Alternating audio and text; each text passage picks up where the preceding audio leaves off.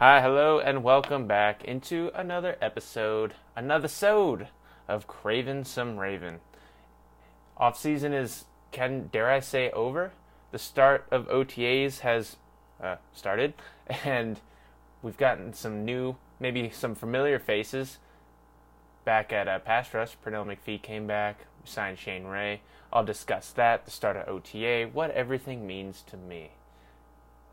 No new information for me. I'm not some insider. I'm just gonna put my opinion on things here, and obviously very uncut, very unprofessional. So I'm sure I'll go off on a tangent on some other random bullshit. But so before I get started, I do have a sponsor, and this episode is brought to you by Game of Thrones. Do you love fantasy? Do you love good storytelling? Do you love surprise deaths? Well, in the all-new final Season 8 of Game of Thrones, fuck everything you know. Because god damn it. I mean, it was entertaining to watch, but it wasn't as good as the other seasons. I'm not going to spoil anything. Or maybe I will. You know what? This isn't an advertisement. This is just bullshit, okay? Game of Thrones is supposed to be the best show on TV, on HBO, on all of the landscape of TV, and everyone kind of agreed. And then this season, they kind of just took everything that made it so great and were like, nah. They tried to crank everything up to 1,000, and it just didn't work. You know, because in the other seasons, it's build up, and then crazy death, build up, crazy death. And it follows a structure. This season, it's just crazy death, crazy death, crazy death. No build-up, because they did so much building up. It felt like they had to pay too much off. Like they had to pay off too many story arcs, and they just had to jam it into, 6 episodes? I get it, they were all like an hour and a half long, but it just didn't work for me. Like the Night King dying, that should have been either like last season's finale or like the end of this year, because he was supposed to be the big guy glooming over the entire series from the very beginning, and they just kind of, it was a huge battle. Lots of the stuff went down in that battle, long episode. You could barely see it if you had a shit TV. But man, he was the big bad this entire series, and they just kind of kill him like that. Arya Stark snuck up on him. Come on, bruh. Come on, they got lazy. I don't know, man. It's still entertaining to see all the crazy deaths that happen. You're like, when is this person going to die? What's going to happen to this character? All that happened, but it was just super rushed. Like, we won the battle up north, killed the Night King. Now we got to go down and defeat Cersei. All right, 5 minutes later, they're down there like, okay, cool. And they started doing that last season once they got the dragons involved, and it's like, man, come on. Get yo shit together. Yeah, so I guess this episode isn't brought to you by Game of Thrones, because now I'm just kind of shitting on it. I'm not like crazy mad, I was just, the way they ended it, I don't know. Bran? Really? Bran? Like the worst kind of bread. Or no, what is bran? Is that like oats? It's like a type of cereal, right? Either way, he's such a basic bitch. I don't know. Like, I get it, you're in a wheelchair. He sounds like a serial killer. He's just, I don't want to be king. I'll take it. What? I don't know. They just had so many deaths that there wasn't as much power behind each one. I mean, it should have, but just because there were so many, like in this final season, it just didn't feel the same. Like a lot of the main characters that did die, it just didn't have the same punch that it would have in any other season, because they were just kind of killing everybody, you know? Oh well, yeah. Brought to you by Game of Thrones. Either way, still a great show in general. Just, if you watch the whole thing, if you happen to not watch it, sorry. And I just ruined a little bit of it for you. But the whole series is enjoyable. The action's awesome even in the last season. It's just, The storytelling wasn't as good. It felt lazy. All right, I'm done with that. Ravens football. That's why you're here. I hope so. Or maybe you're listening on YouTube and you have it on autoplay and you stopped watching a really obscure Ravens video and you ended up on my podcast. So you know what? If you're there and it's autoplaying and you're sleeping, have some sweet dreams. Either way,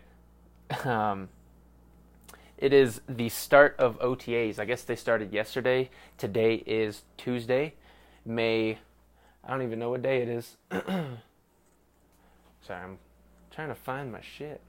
I gotta pause this. God damn it. Alright, my bad. I got thirsty and went looking for my water. I couldn't find it. But anyways, it's May 21st, Tuesday, May 21st, 2019. So I think OTAs, they started yesterday. So we're finally seeing some Ravens players on the field. I'm not at the practices. I don't even know if they can report on what happened in the practices, but we're finally getting players playing football, at least without pads. I mean, they're not hitting, but you can see how the team is shaping up. You can kind of get a sense of where the depth chart is shaken out. You can see how the new offense is running, especially because the Ravens are going to have a brand new offense. So it'll be exciting to see, or at least hear from reporters who were there, on how everything looks, if there's drastic changes or if there's just little tweaks here and there. But we'll be able to grasp our heads around what Greg Roman is trying to do. I mean, we all have our ideas. It's pretty obvious the way he wants to go. I imagine it's not going to be much different than what he did in San Francisco with Colin Kaepernick. But you never know. They could, out of nowhere, just be doing triple option and saying, fuck everyone. Fuck the NFL. We're going Navy rules. But, we'll get to hear from players, I believe, on Thursday. So that'll be exciting. I was going to try to maybe do a podcast after that, but I just decided to, get this one off and talk about some stuff that I'm looking forward to. I didn't even come into this with a plan other than OTAs and the new signings with Pernell McPhee and Shane Ray. And then I decided to go off on Game of Thrones. But let's talk about bringing back Pernell McPhee. He was one of our outside linebackers. He was there for the Super Bowl. He left us, I believe, in 2014 for that huge deal by the Bears. Huge deal. I thought when the Bears paid that, I was like, you fucking dummies. There's no way he produces the way you want him to. There is no way. And it came true. Like any Ravens defensive lineman who leaves, besides Haloti Ngata and Timmy Jernigan that one year, they don't produce the same. I don't know if that's coaching or do we just have that many good players where it kind of frees everyone up. And so when you see this player who makes a bunch of plays for the Ravens, you think, oh, we bring him in, he'll make plays for us. It's no. He had a lot of help from the coaches and from the other players. That's not knocking the players. It's just the way it is. We had a lot of good players, and for these guys to thrive, they need a lot of good players. And Pernell McPhee, I think, is one of those guys, and I think he will contribute to our team. Now, will he make the team? I just saw it. I don't even think he's making $1 million. He had a signing bonus, but I don't even think he's making $1 million. So he's obviously very, very low on the totem pole, but he's a familiar face. And it's interesting, we lost Terrell Suggs and Darius Smith. So to replace Terrell Suggs, we drafted, in theory, we drafted the sack daddy, Jalen Smith? What the fuck? Why am I blanking on his name? Jalen Ferguson, my bad. Jalen Smith is a Louisville wide receiver that we signed. But when we lost Terrell Suggs, we drafted Jalen Ferguson to kind of replace his production. He had the NCAA record since whenever he left in 2002 or 2001, whenever he was drafted, and he held it until Jalen Ferguson beat it. So to replace him, we got the guy who broke his record. All well and dandy. and we lost Darius Smith. So how do we replace him? What we do is we bring in the guy that Darius Smith replaced.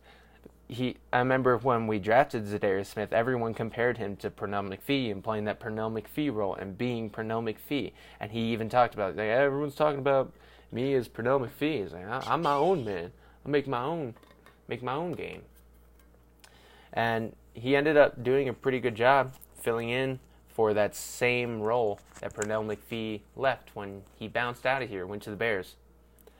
And so it's interesting to actually bring him back a little bit older, a little bit wiser. Now, he is older, so who knows if he's as quick, but I'm sure he's just as strong, be able to hold up on the inside, because he was one of those pass rushers that we did a lot of inside stints with, or he lined up in the 3 technique, not so much as a 3 technique, but lined up inside for that like interior pass rush.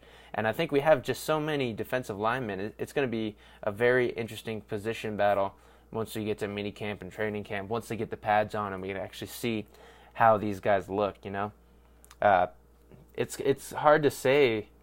I'm not going to put a guarantee on him making the team just because we have so many guys and the fact that there's just so much competition.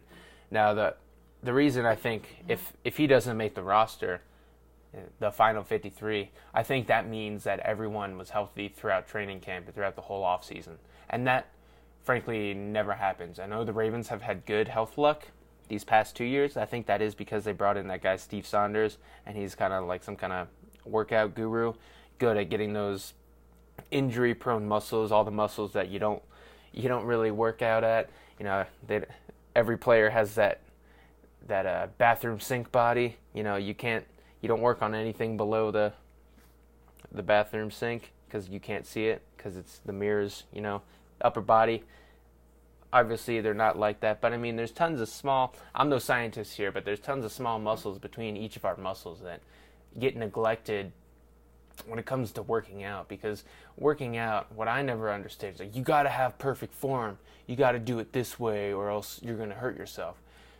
See, the way I see it is you're probably going to hurt yourself is because you always try to work out in perfect form. Nowhere in real life, lifting, doing anything physical, are you going to have perfect form unless you're in the gym trying to isolate a muscle. You're never going to have perfect form in the real world. Like if you're lifting stuff, you're lifting a box, you're always in a weird position, holding something awkward.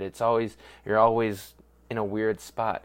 And so you lift something heavy and you don't use perfect form, and you end up using these muscles that are underdeveloped. So once you kind of get on that, what I believe his workout routine is, target those small muscles that you never really think about or notice, and kind of bring those up to speed with the rest of your body, thus causing your body to be more balanced and be less injured.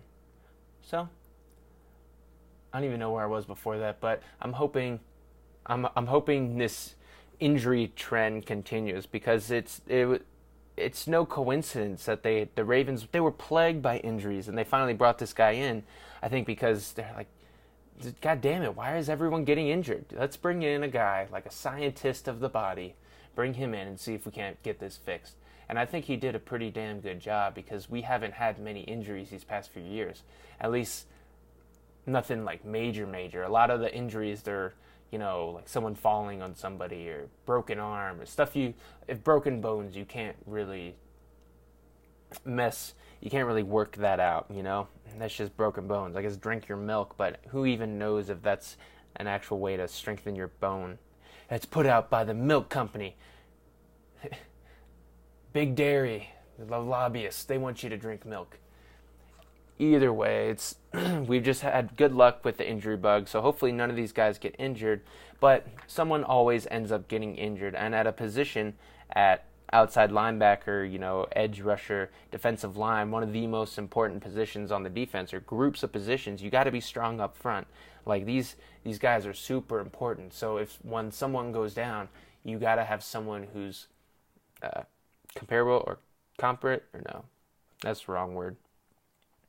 They're comparable in their skill sets, if not somehow end up being better because they get their chance finally and they end up balling out, which is what happens to a lot of players in this league. It's just they need the chance. You know, some players, they may not be as good on the practice field as they are game time. We have tons of players, I believe, that are like that. One of my favorites, for example, is Anthony Levine. It never seems like he's in the starting lineup, but whenever he's out there, at least in the noticeable plays, he's always making a play on the ball. He's always got his hands in the way. I never see him mess up. Maybe he does, and I just don't notice it, and I only notice the good stuff, which is with most things in life. But whenever it seems like he's out on the field, the pass goes towards him, he gets his hand on it, gets a crazy interception, recovers a fumble, makes all the splash kind of plays you want. So I'm always hoping that he gets on the field more, but I think it's one of those things that he's not as good on the practice field, so they don't put him in the starting lineup. And he is kind of that weird hybrid safety linebacker type, nickel safety, if you'd call it, which is, I think, like, it's a new prominent position in the NFL that's needed. I believe that, like, the inside linebacker is starting to get devalued in the NFL in general, just because, maybe just on our team, because they didn't bring anybody in. They didn't. After C.J. Mosley left, you'd think, oh, they got to bring someone in. They got to sign some kind of veteran. No, they're just going to roll with Kenny Young and Peanut. And they still have Chris Board and some undrafted guys, which the Ravens always do have luck, so I'm not shocked by that. But I think it's one of those things where instead of filling in with an inside linebacker, just bring in another safety, bring in more speed. Our defensive line can hold up enough blocks that you just got to have guys who know how to read their keys and get to the hole. And you just need speed and size, and that's just what an inside linebacker is. But a safety, like a box safety, is just as good, if not better, because if they happen to throw it, they got the speed to hang with the wide receivers. And I think that's why they didn't bring anybody in. I think they just trust their safeties to come in. If Peanut or Kenny Young go down, maybe they just bring in Anthony Levine as an inside linebacker. Play him as an inside linebacker, or drop Tony Jefferson down. I know he's a safety and it's different, but I mean, these guys, that's their main game is tackling people. I don't know, the coverage isn't their main squeeze, they're not cornerbacks. Anyways, yeah. So they also brought in Shane Ray. So goddamn thirsty. When you're not talking like most of the day, and all of a sudden you're like, oh, I'm gonna just record a podcast, like nothing's gonna go wrong. No, I'm thirsty. So yeah, they brought in Shane Ray. He's former first-round draft pick by the Denver Broncos out of Mizzou, and he was pretty good. He's mostly like a speed rusher, but I think he got injured last year, and maybe like a couple of years. But he was opposite Von Miller. He had some success, but then they drafted Bradley Chubb, and he was really good coming out. He quietly had over 10 sacks. Or he at least got double digits. I don't know how many exactly, but he got double-digit sacks. And so Shane Ray dropped on the depth chart, and then I think he injured his wrist or something. So he didn't see the field as much. So he's also brought in on a super cheap deal, less than $1 million. And he is kind of, in my opinion, on the Tim Williams mold of specifically a speed, like edge rusher, edge defender. So I think they have the same role. So as long as Tim Williams stays healthy, I think it's his job to have. But with that small contract, no matter how big the name, it's such a small contract, and the money talks. Listen, you're going to start the guy who's making more money in general. I mean, they say they don't do that, but I mean, come on. Come on, Harbaugh. Best players don't always play. That's just the truth. Okay? The money talks. You're human. You get it. You're going to piss off the fan base if you start playing a bunch of players who are making pennies on the dollar, but your guys who are making millions aren't seeing the field. I get it. I understand. I'd be upset. And why aren't you playing the guy you're paying all this money for? It's like, oh, well, this guy's better. It's like, well, then you fucked up. They don't want to admit that they fucked up, so I think it's just one of those things. But yeah, Shane Ray's he's just another guy who's going to raise the level of competition, get everyone to play their best football, because there's so many spots up for grabs. Maybe not up for grabs, but there's so many players in these key positions that not everybody can make the team. And so Eric DeCosta is deciding, hey, let's just bring in the best competition we can and see where the chips fall, where they do. And maybe in the future he won't do this. I think it's maybe one of those things where, this has been Ozzie Newsome's team. So he wants to bring in his own guys. Like, I believe in these players. Let's see if they can make a run for the players that you brought in. Let's see who's better at evaluating talent. Maybe one of those things. I don't know. I don't know. I don't know, bro.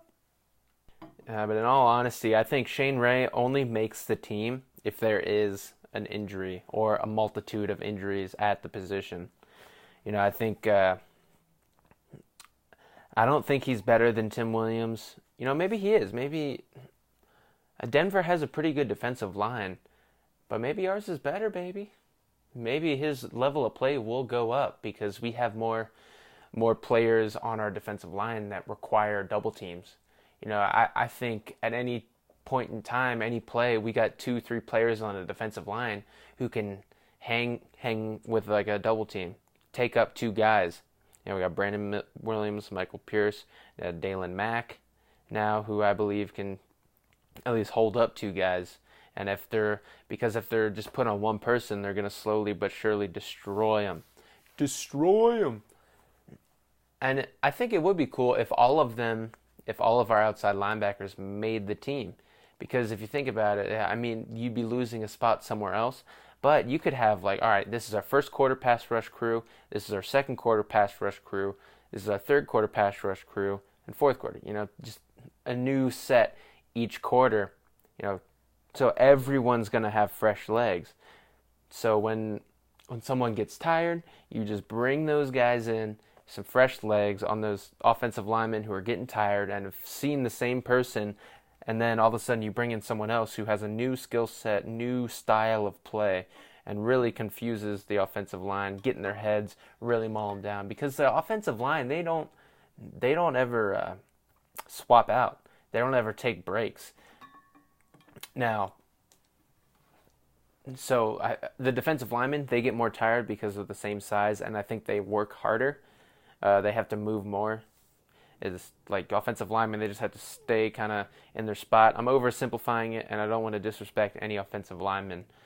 But defensive linemen trying to spin, move more, they're just moving a lot more. Thus, their tanks get emptier way quicker. So that's why you got to have that deep rotation where guys, there's no drop off in level of play. So one person, all right, I'm gassed, man. I'm gassed on this drive. Just bring in a whole new offensive or defensive line and have just as much success, if not more, because the offensive line's tired, but you guys are fresh, and your moves are different. The offensive line will be used to playing the same group of guys. They're the way they play, and then bring in someone else. It's like, oh, you spin right, well, I spin left. Take that, motherfucker. So I think that's I thought it was pretty nice that Eric Costa brought that in. It's one of those things where, no, I like the players. I want the players to play. I want my players to play. But, it really doesn't matter. You need competition because it's only going to make those players better if you think about it. And now that I'm thinking about it, Pernell McPhee was kind of that guy. He he was brought in late in the fourth quarter. I remember during our Super Bowl run in that Patriots game, he swatted 2 balls at the end of the game. Was getting to the quarterback, causing pressures. So that rotation, I'm excited. Even if not everybody makes the team, we have a deep rotation. If not all these guys make it, that means that our guys have been playing that well, and they beat out a Shane Ray or a Pernell McPhee. Someone in Shane Ray who was a first-round draft pick and played pretty well for the Broncos, and someone in Pernell McPhee who played pretty well for us at a previous time before 2014. So, pretty cool. So I'm excited to finally see on Thursday, maybe they'll release more videos other than look at Mark Ingram.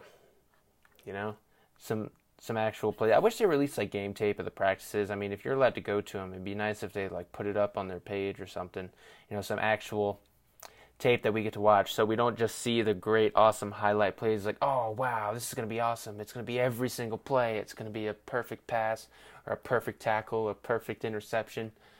But it will be exciting to see how, at least in OTAs, where the roster's kind of set up, you know, who's number one at each position and who's kind of bottom of the depth chart, and see how that progresses over the rest of the offseason, because someone can start at the bottom and then just stack and stack and stack practices to the point that they're the ones starting. It happens a lot with undrafted guys too. I mean, they get a chance, they get chances, but they have to prove themselves again and again and again until they're brought up from like third team to second team, then to first team, and then continue to produce at those levels before they are a bona fide starter, i.e. Michael Pierce.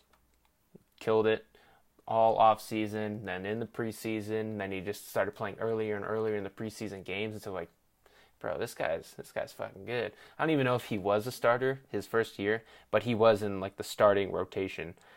You know, in like the first drive he would come in and out, you know. So I am very excited to see how this roster shapes up. I think we got a lot of good players.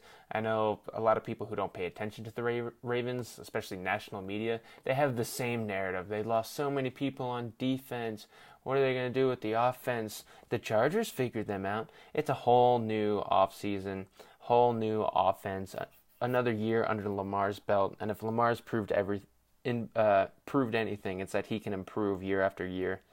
I mean, if you just look at his stat line or if you just look at his play, the way he diagnoses the play, reads his keys, checks down, does all that fun passing jargon that I don't really know too much about, other than, hey, damn, he made a good pass right there. That's the extent of my quarterback knowledge. But yeah, I'm very excited for this season. I'm sure we'll get to hear from the players to get their take, see how the coaches are coaching. You know, hopefully everyone's in a good mood. No one's pissed off. Hopefully we come out of OTAs clean, because that's a huge issue. I saw like Reuben Foster tore his CL, one of his CLs, I believe his ACL, which is a bummer because, hey man, welcome back to the league. Oh, yeah, about that, man. Sorry. Yeah, you're out this year too. I forget what he even did. I forget what he did. He got in trouble, right? And then he got brought in. And then towards ACL, I guess that's what you get for not playing. This is what happens if your body's not in shape and you start cutting on a dime out of nowhere. Shit happens, man. And then there's Gerald. They cut the Browns. No, not the Browns. The Bucks cut Gerald McCoy. I guess he was due to make a shitload of money. I really, fuck it. Ravens, bring him in for pennies on the dollar. Just give him like tips from the end of the night, because I think he still has to get paid that money from the Bucks. I don't know for sure, but if he does, yeah, just pay him how much money did you guys make on hot dogs tonight? Yeah, just give him that money. Make it super cheap, man. So, super excited. It's finally going down. It's finally happening. This season. It's almost here. Oh my God. I'm literally shitting myself with excitement. It's everywhere, dude. Oh man, it's all over the chair, it's down my leg, I got some on my back. It's just so much shit. I'm excited. God, there's peanuts in it. Is that corn? Ew. Gross. Yeah, so I'm excited to see who shows up. Who shows up to the plate? I know the coaches, whenever they talk, they hype everyone up, but it's so fun to hear them hype the players up. It's fun to hear, because they hype whoever they always hype up whoever those reporters bring up, which is a given. You can't put anybody down, but sometimes the coaches, they'll bring up a player that no one brought up, and you're like, ooh, I didn't even think about that. He's playing well. Like John Harbaugh was talking about Joe Horn Jr., I guess the old Saints wide receiver's son. The old cell phone talker, celebration guy. And I guess he's been doing good, at least enough for John Harbaugh to bring his name up out of the blue. So that's pretty cool. I know Marquise Brown won't be in OTAs, and I think Miles Boykin's dealing with a thigh injury. But hopefully once we get those guys back, get them healthy, get them out on the field, they start producing. But it's one of those things, I think it's receivers coming in, they've been training for these 40 times, trying to run the fastest times, just trying to sprint everything out, like getting back into football shape, a lot of cuts and doing all that full tilt, while also learning the playbook. It's hard for them to pick up, and for whatever reason, for the Ravens at least, they have trouble staying healthy. So hopefully this isn't kind of an epidemic that we got going on with our 2 top wide receivers that we drafted not on the field. But I don't think it's anything serious from what they've said. They haven't said anything serious, but you never know. Also, I'm excited to see Trace McSorley, see how he throws with the team, how he meshes in. Like, I could see him being better than RG3, but also I think RG3 is pretty good. But then you never know. They could use RG3. Like, if Trace McSorley starts doing pretty well, they could try to, see if they can get anything for RG3. I wish they wouldn't do that, but I could see them trying to finagle a deal because they're assholes like that. Water. It's so thirsty. Yeah, man, I could totally see them trying to trade RG3, but I hope they don't do that, because that would be a dick move, and he played pretty well, and he's still fast as hell. And, man, I love his interviews. He's super candid, doesn't hold any bars. He's not an asshole in that sense, but, he speaks his mind and speaks with conviction, and is a good leader. And with this offense that I believe they're trying to run, with a lot of quarterback runs and a lot of stuff like that, they need guys with similar skill sets, and I think you need 3. I don't think you can ever go into a game with 2 guys just in case, because there's always that chance of an injury, of a crazy leg injury. And I would hate to see them go in and then have your backup guy go in, and he's your last resort. And what are you going to do? Put in Sam Cook? Sorry. His name is Sam Cock. Everyone knows. I'm sure he got made fun of as a child. There's no way kids didn't call him Cock, Cock, Cock, Cock, Cock. They just called him Cock. Sam is Cock. Fuck you. I'm gonna be a great punter. I'll be the best punter in the entire league. I'll show you. That's a dumb position, Sam Cock. You're such a cock. God, kids are brutal. So mean. But yeah, they need that third guy, because you bring in your backup quarterback. He hasn't been stretching. He hasn't been doing much. I mean, I'm sure he's in shape, but he just instantly get on the field. Get on the field, man. It's go time. He starts sprinting around, and you never know. That's when you pull stuff, when you're not warmed up.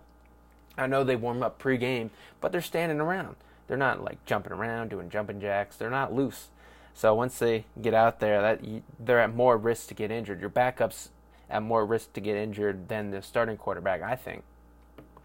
So I think they need 3 quarterbacks. Keep Trace McSorley, and I hope he plays as well in the preseason and during training camp and all the other practices that I think he can.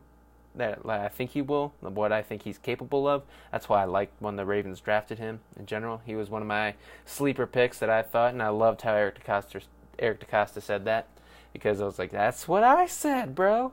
That's what I said. So super excited. Can't wait to see things get going. The off season, I believe it's over now, right? Can we say it's over? We got OTAs going. So with that being said, I think I'm just going to end it here, keep it kind of short. I'm tired of talking. There's not much to report on. It's just OTAs. There's not many highlights. They haven't brought anything up. Can't wait for the games to get going. Super stoked. And I'll leave you with a go Ravens!